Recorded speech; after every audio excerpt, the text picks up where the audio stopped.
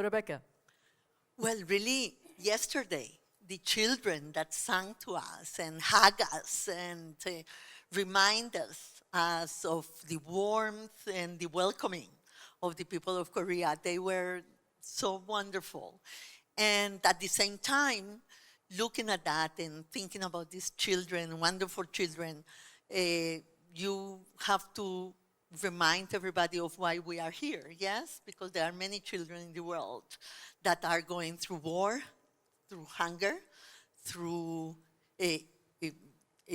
health issues and disease.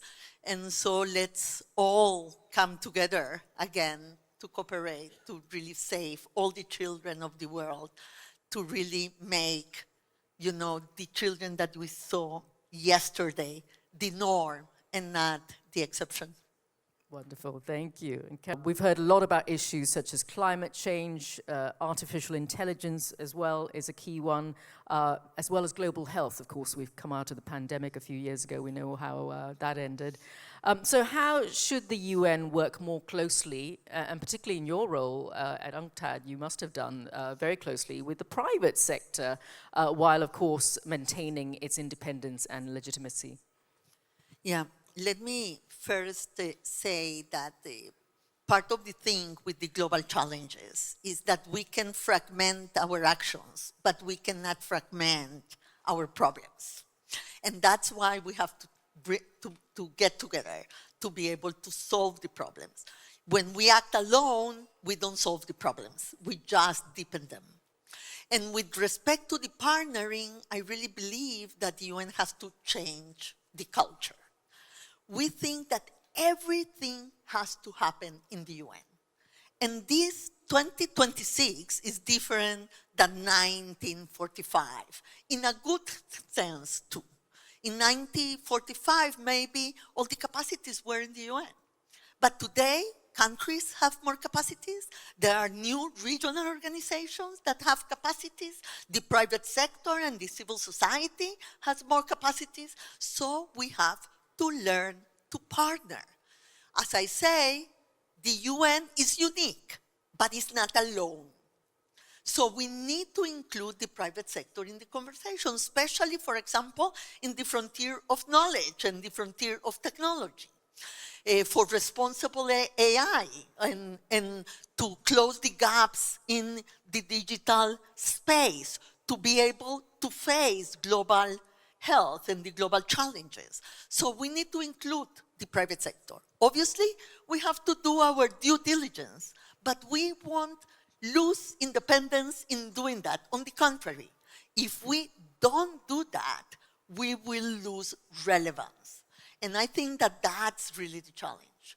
The UN has to learn how to partner with the private sector, not only in asking resources, but in harnessing the capacities and the knowledge that is there with them and with, as I said, civil society, regional organizations that can really help the UN to get better. Well, a Secretary General can, of course, act quietly behind the scenes. Quiet diplomacy is truly powerful. Or, of course, they could be acting very publicly. So, an easy question, but potentially a complex one for you. What kind of diplomacy will you rely on most as Secretary General? No, thank you very much.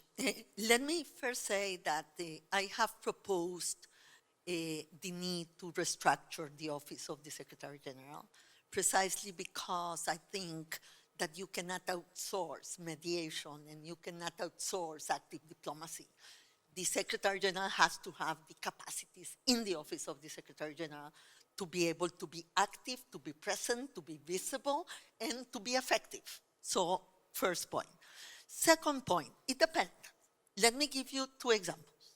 In Sudan, right now, what we need to do is to put the spotlight in Sudan, because we know that what we saw in Al-Fashir can happen again.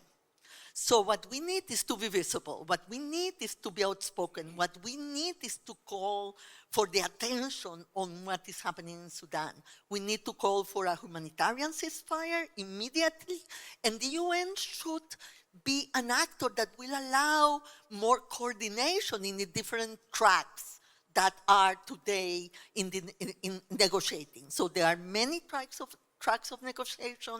There is no coordination, so we need to call it out.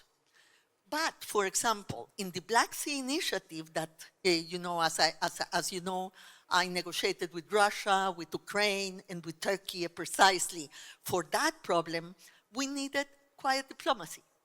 We needed a diplomacy that first was able to talk to the actors, see what were the possibilities, and act accordingly.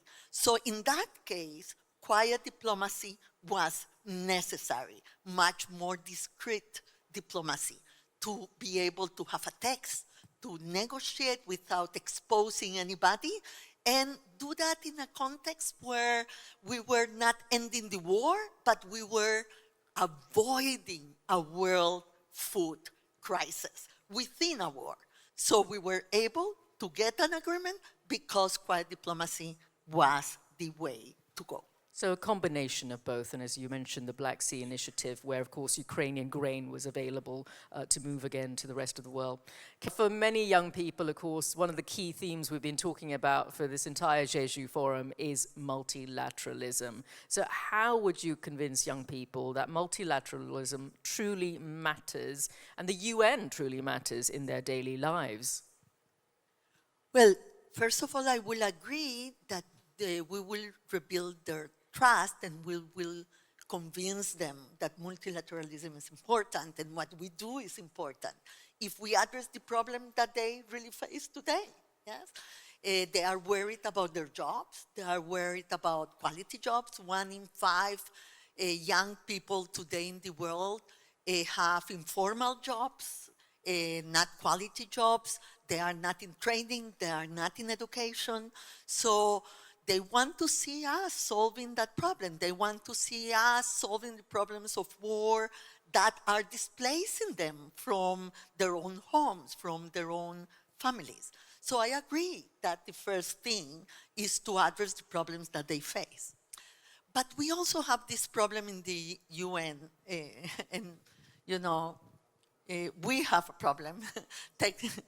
I ask you, do you know what is the percentage of people under 30 in the UN staff? I guess 4%. Oh my. 4%. We have closed the doors of the UN to young people. And I think that that is our first task. We need to open the doors again for them. They cannot even apply for the jobs. Even the first entry point to the UN has been really almost non-existent in the last period because of financial problems. So the exams for the underrepresented countries where the young people can come to the UN has not even taken place. So let's open the doors of the UN for young people, for them to be part of the staff, part of the innovation, part of the ideas, part of what we do every day. So they will change the world. Absolutely. And of course, yes, applause, please. And we need to raise that dismally low statistic, 4% of young people at the UN.